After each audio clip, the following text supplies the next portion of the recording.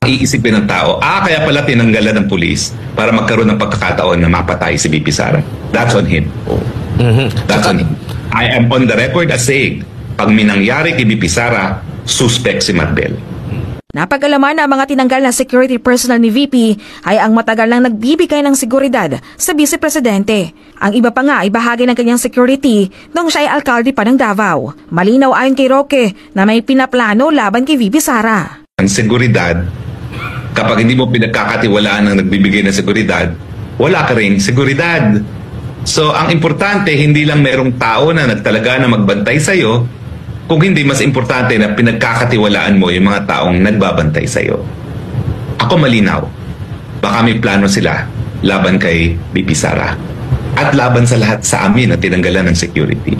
Kaya nga po, pag minangyari sa amin, ang unang suspect po dyan, yung mga nagtanggal na aming mga tao na nagbibigay ng seguridad. Di ba obvious naman yun?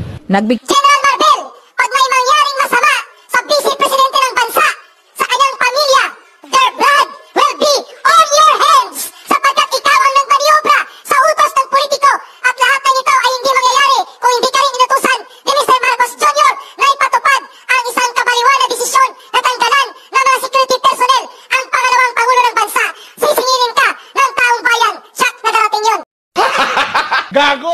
General Marbel, pag may mangyaring masama sa Vice Presidente ng bansa, sa kanyang pamilya, their blood will be on your hands sapagkat ikaw ang nagmaniobra sa utos ng politiko at lahat ng ito ay hindi mangyayari kung hindi ka rin inutusan ni Mr. Marcos Jr. na ipatupad ang isang kabaliwan na desisyon na tanggalan ng mga security personnel ang pangalawang Pangulo ng bansa. Sisingilin ka ng taong bayan. Siyak na darating yon. Flashback.